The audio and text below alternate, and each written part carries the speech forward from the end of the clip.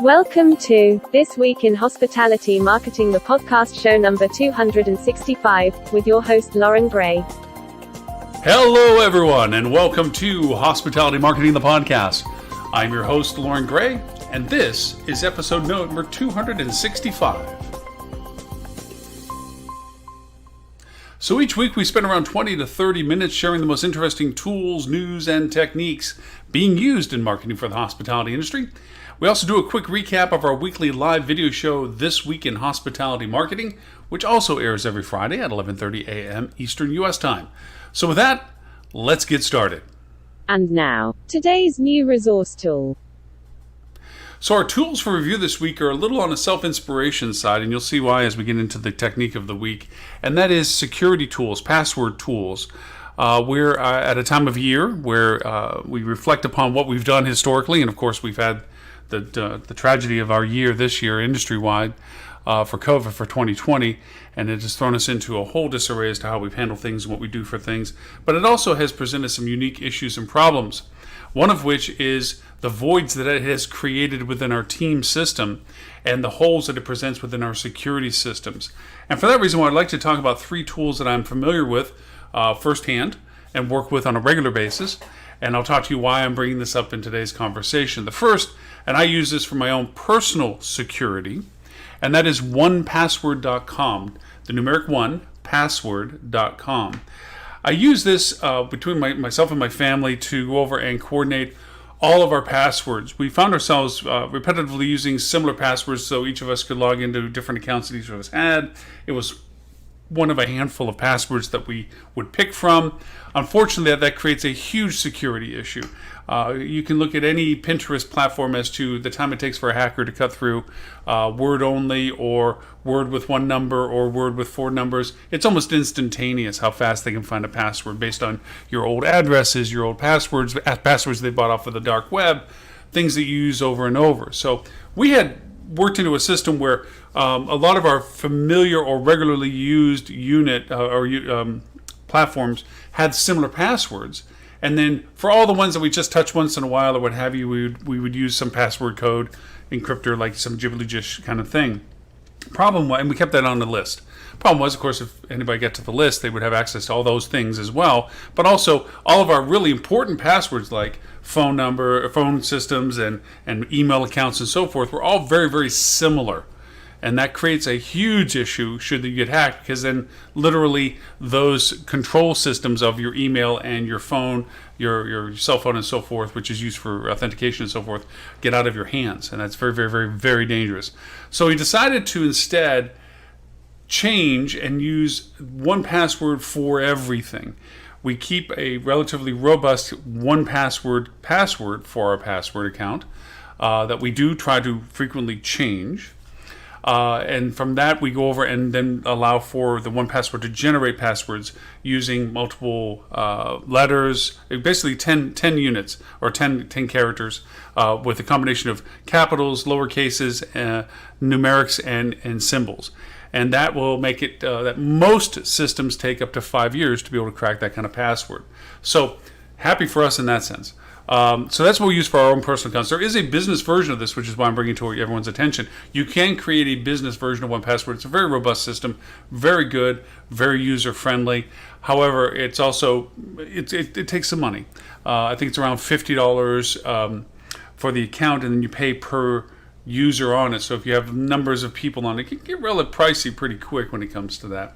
The second tool is RoboForm. That I use for business. I was able to fortunately buy one from AppSumo, lifetime one, which allowed me to create a corporate account for it. That's very, very, very useful. I use that as a selling point actually with my clients, that whenever we get accesses to the platforms that we need for their company, we put this into RoboForm with the caveat being that only certain people on our team would have access or be given access because of their need to get to those accounts, and all of their username and passwords would just nothing but be a series of dots, so that they would never actually truly see the username or password within that account. They would only be able to go to one RoboForm and looking for the account that they need access to, click on it, and then it would autofill and go to the website or access portal that it would need it to go to, and they would never actually see that stuff. And once they no longer needed to be having access to that account, we simply take off that authority from them, and they would never have been able to see it, be able to take it, be able to copy it,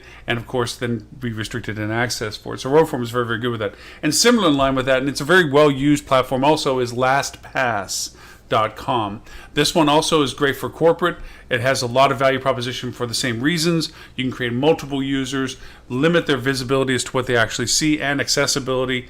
You don't have to worry about keying in a variety of users and then having to extract them from the platforms. Very useful tool as well. So those are our 3 tools this week: 1password.com, roboform.com, and lastpass.com.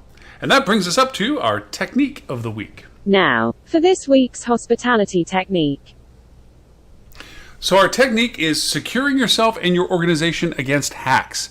And I bring this up because, well, recently we got hacked.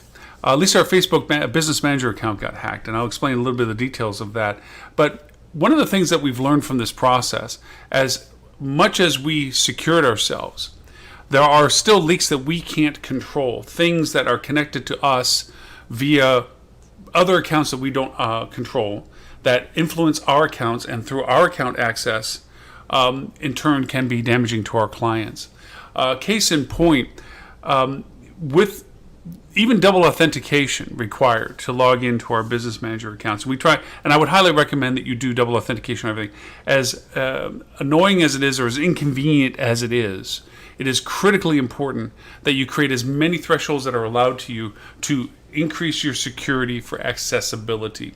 Now, one of the loopholes that we found from this process of getting hacked through our Facebook Business Manager was the fact that an old employee address that was never closed down by a client that did have access to their Business Manager account, which in turn was connected to another Business Manager account, strangely enough, through another employee's email address that was connected to our client's Business Manager account, which was connected to ours. Very robust. I mean, from the hacking perspective, is like, good golly. They were simply going for the AdWords accounts, or I should say AdWords accounts, but Facebook ad accounts, which had credit cards on them. Now, nicely, Facebook, of course, as well as all other companies, don't keep track of credit cards, so it's not as if they hijacked the credit card. They did hijack the usability of that credit card in the ad set campaign for that client. We noticed a Chinese ad built on one of our client accounts that should not have been built on our social account, and we're like, my team member was flagged that an ad set was made, and of course that raised suspicion with him, and I got notified that our backup credit card to our client was charged. And so we go in and we saw this ad set, and we're like, well, that's not ours. We went to turn it off. As soon as we turned it off, that triggered to whoever this hack was that we had found them. Well, unbeknownst to us, because we didn't look further, they had already made themselves admins to our Business Manager account via email, which supersedes the secondary second authentication process, two-step authentication process. And as soon as they saw that we were in there, they took us out as admins of finance. We couldn't control the finance, which means we no longer control the credit cards or the accounts on those credit cards, which was dangerous because then they just blew up, putting a lot of Chinese ads, which I'm sure was sent to business to generate revenues on traffic or revenues on affiliates or whatever was the monetization model of that was, at the expense of our credit cards that were on file for our ad accounts. Fortunately, we had good connections with Facebook. Fortunately, Facebook was very responsive. Fortunately, if you have that issue, go right directly to the Facebook chat for business support or AdWords support or ad support, and they're very cooperative. It took about 48 hours for them to shut down the accounts. They immediately paused everything, shut everything off. The detriment was that it turned off all of our campaigns and our accessibility to control any campaigns for our clients for that duration of time, which meant lower productivity for us, plus the dreaded calls to clients to say, please know that this is going on. So that was painful to say that was happening. Fortunately, our clients have such great respect for us. The first thing they responded to was, hey, if it can happen to you, it can happen to us, which was very thoughtful in that sense. Everything was refunded back and credited back, and everything was good, and we rebalanced everything out, and we eventually got back into control of all of our AdWords accounts for Facebook and so forth. But the loss of productivity is the painful aspect. The fact that we were down for so many days to go over and get that processed and taken care of by Facebook They wiped out our business manager account, and so that you know some rules, when a new admin replaces or shuts off another admin, it takes about 7 days before that turns permanent, in the hopes that that you don't find out that they did that to you and they've literally hijacked your business manager account, and now you have no accessibility and no reference to Facebook to be able to do this, and it creates tremendous danger for that. So it's always good to monitor and set up notifications on your Facebook Business Manager account of any changes that are going on in your accounts, so these things can get discovered early and fast. One thing we learn from now on, should we ever see that there's something abnormal about anything that's going on in any of our ad accounts for any reason, the first thing we do is, if we can still have access to our method of payment, go in and rip it out. Take it off. You can always put it back in later. Apologize to the client that you have to put it back in, whatever, or you yourself have to put your own account back in. But it's better to rip out the reason that they're there, because even if they do take you off administrative and everything else to it, at least they can't damage the method of payment or exploit the method of payment for that. Now, they didn't touch any of the pages that the business manager had account to. They weren't out to hijack of pages of businesses or so forth. They were simply there to exploit the credit cards that were on file for ad campaigns. So we learned a lot from that. So my recommendation to all those that are listening, first go in and audit, as anyone should, the accessibilities or current accessibilities to your systems.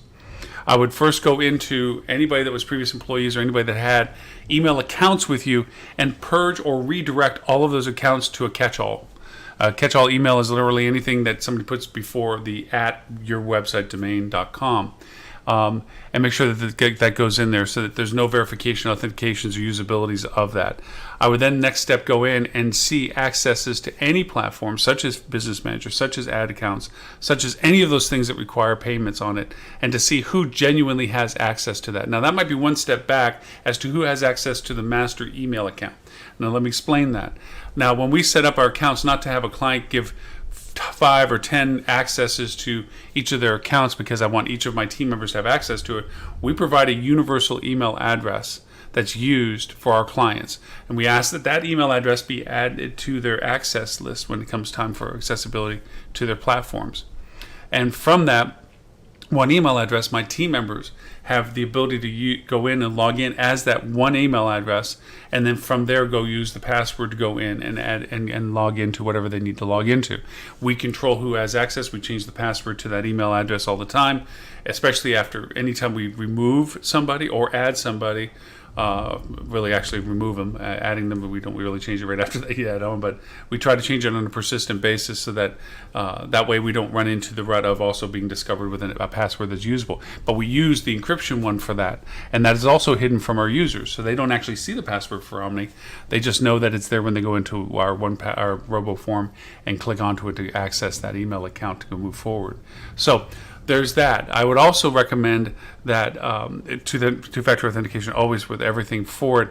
I would also say that we're going through all the paid platforms as to who has accessibility to shut off anybody that's not currently there. And I would also go over and say, as a regime, anybody that does have current access, force the 30-day renewal of email of passwords. Remember, with this process, there's a bit of a pyramid to this. The higher up the pyramid, the higher the control factor of a hack. If they're simply accessing an account and get into that one account there, you can only damage that one account. But if they go higher up and they can actually control your email, then they can do password resets, verifications through your email. And if you're not watching your email that runs that, then you run into the trouble of somebody hacking you and you're not being aware of it until it's too late and they've taken you off that email and you can't control resetting passwords or verification processes. And the highest one above all of that is, if you do two-step authentication, is accessing your cell phone with the authenticator on it.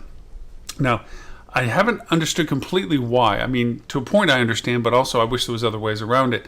They only allow for two-factor authentication one unit, like your phone, to be the two-factor authentication source. And I understand that restricts the ability for people to steal an iPad or a laptop or whatever that might have it also on it.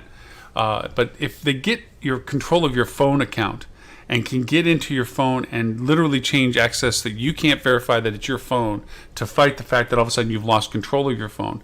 And this happens with Verizon, T-Mobile, AT&T all the time. That if the hack can break into your phone account and take over your phone account, and then in turn reassign the verification platform to whatever they want to, their phone perhaps, Okay, another phone, turn the SIM card, literally take your phone away from you. Okay, imagine how scary that would be. And from that, they can now go in and change your passwords, get into your email accounts. They've literally become you. And there's not no way, but it is almost near impossible to convince AT&T, T-Mobile, Verizon that you are who you are compared to with all the people, the person on the other end that's stolen your identity saying that they are. Because they have all your information now. Everything about you they can mimic. Everything about you that you say about yourself, they can go in and find out that exact same information, saying, no, this person is not that I'm the real person. So you literally can lose your identity. So remember, the apex of this problem is truly your phone. So if you're ever going to change persistently a password on anything, it is your phone system. Persistently, consistently, change it. Require authentication. Require things that aren't in your phone that you need to verify that you are the phone owner. Don't put them in your phone.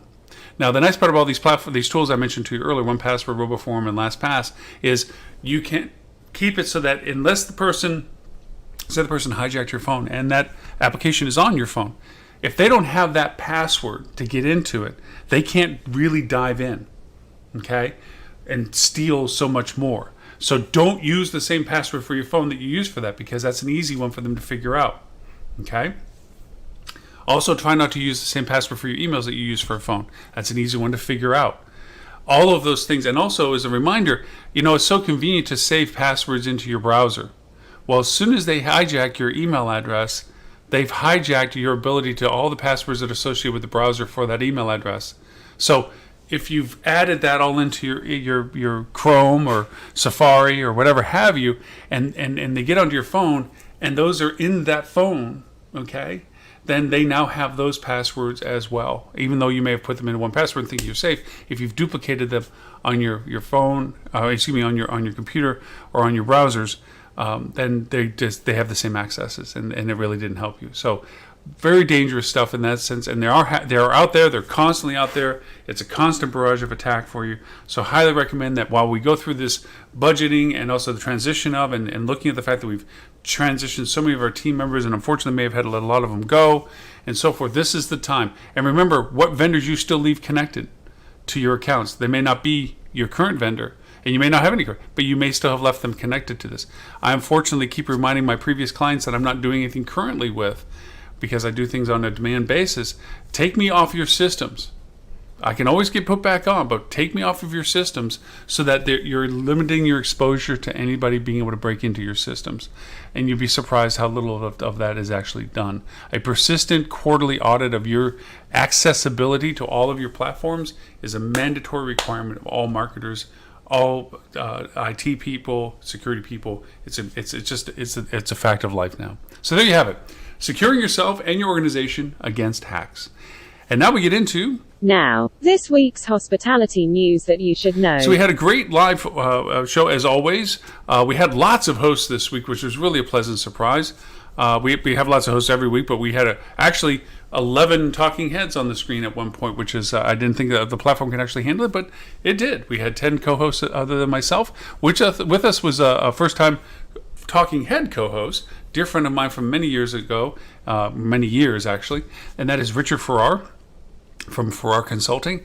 He was vice president of franchise owners for Marriott for many years. Stepped away from them 10 years ago, I think it was, or thereabouts. Very talented man. Great to have him on the show. Also with us was Adele Gutman, who just recently inspired her Reputation Management, which truly, for anybody that can put the top 4 New York hotels on the map in TripAdvisor and consistently keep them for many years in a row, knows her stuff. Ben Hanley from 3 and 6 across the pond over in Northern England. Stephanie Smith with Cogwheel Marketing. Tim Peter with Tim Peter and Associates. Dan Waxman with Cicito, based out of Hawaii. Tristan Hayward also with 3 and 6. Dean Schmidt with MetaSearch Marketing and Basecamp Meta, who will both teach and do your MetaSearch requirements. Stuart Butler with Fuel Travel, and Mr. Edward St. Ange with Flip2. So we had a great diversity of co-hosts as always. We had a very nice, long, open discussion that Richard actually kicked off, which was the state of the industry and what it looks forward to when it gets beyond 50% occupancy. And what we say by that is because of what Tim brought to the table, that right now, even in mid-2022, it is not expected that at least 50% of the current travel market is still willing to travel regularly, which means, technically speaking, that 50% of the demand is still not going to be there 2 years from now. So this is a long-haul proposition for us. This is a long slog rebuild. And because of that, market share and occupancies, and as we talked about, and we all know from client communications, or you yourself know, you can't operate at a profitability of 50% occupancy. But I brought up the conversation that we have to maybe rethink what we consider to be accepted numbers, where maybe some can't drive profitability. Maybe sustainability is really the market that we have to redefine for ourselves, and not worry about, or not be able to degrade ourselves into thinking that because we're not being profitable, maybe sustainable is what we can do. Maybe we margin ourselves just to pass the ability of being able to pay all the bills that are coming along and keep ourselves in existence until that profitability can be returned through strategic growth. Not that that's the pleasant thought to this, but as we're in the budget season right now, that is a reality to this. If this is a long-haul proposition in our environment of hospitality, then we have to decide how we sustain ourselves in that market. And keeping our old goals pre-COVID as to, we need 7% margin, 14% margin, 11% margin, whatever it is, just may not be realistic when we're running at 50% demand. So that's where we had that conversation. It was a great conversation. I highly recommend you listen to it.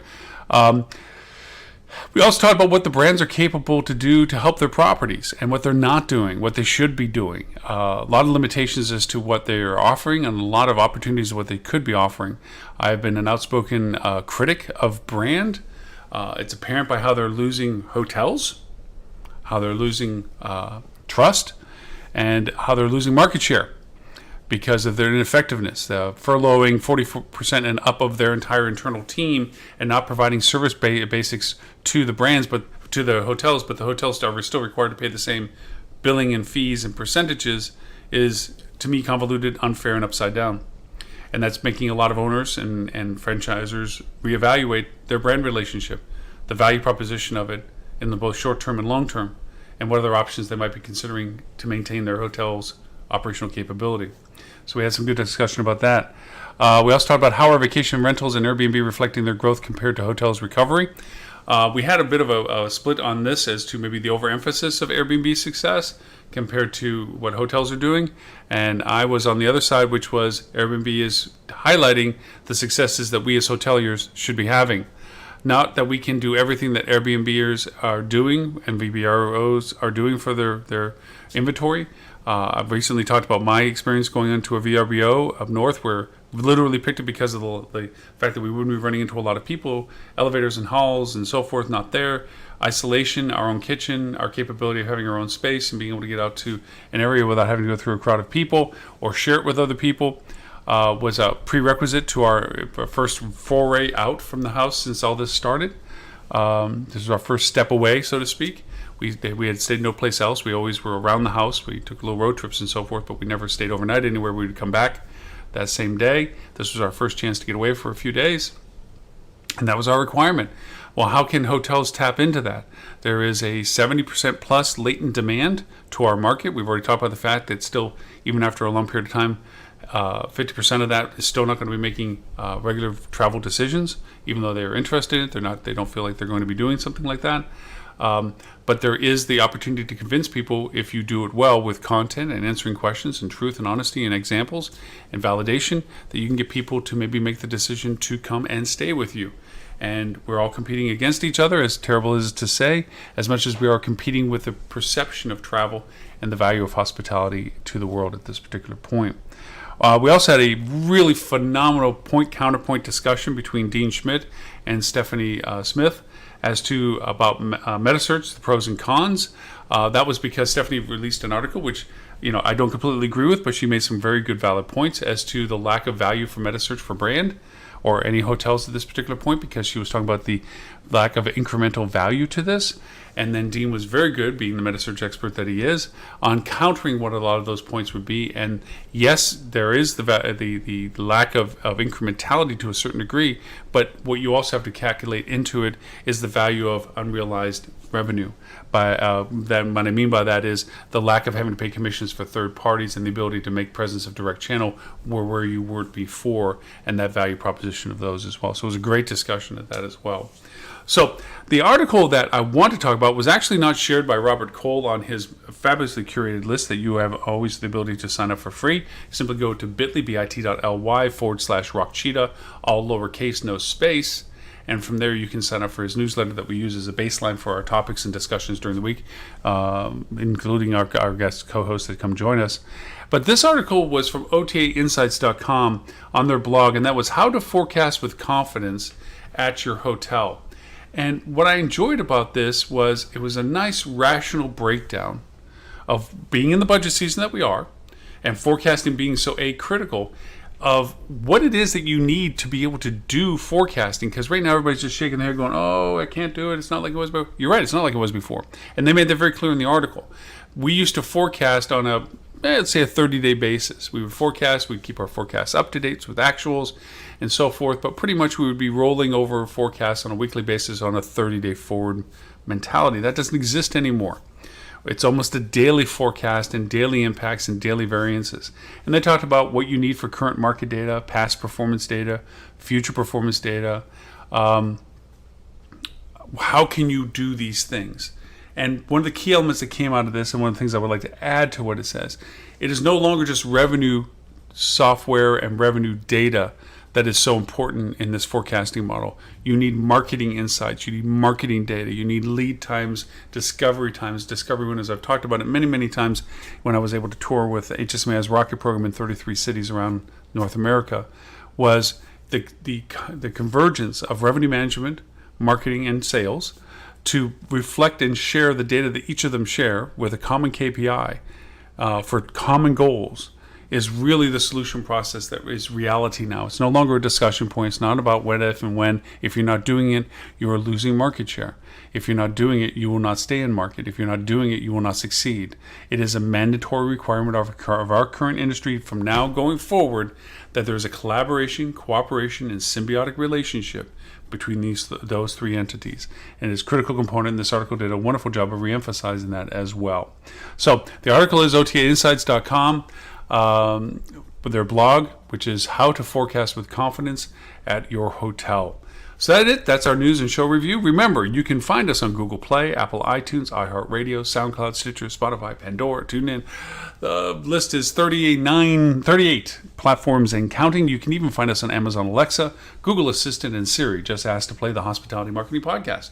And no matter which one you may use, if you like the show, please rate us and leave a comment. We'd love to hear your feedback and insights, and of course, any suggestions you have as to what you would like to hear on the show. And plus, it helps others find our content, which hopefully you've enjoyed as well. Also, if this is your first time hearing us, you can subscribe to our show on any of those 38 platforms as well. For an archive of all previous podcasts, you can go to hospitalitydigitalmarketing.com/podcasts. That's with an S. And don't forget our live video talk show that you can join and participate in every Friday at 11:30 Eastern U.S. time, called This Week in Hospitality Marketing, the live show. And for that, you simply can go to hospitalitydigitalmarketing.com/live. There you can either register or play back any of the previous 265 shows that we've been doing for now in our 7th year. And we are in 32 countries. We translated in 11 languages, English being one of them, that we play back for. And we also play that in a variety of time zones for the 32 countries as well, so that everybody gets it not at weird hours. And we did thoroughly enjoy ourselves with those 25,000 people a week. So, again, thank you for the privilege of your time, and we look forward to talking to you next week.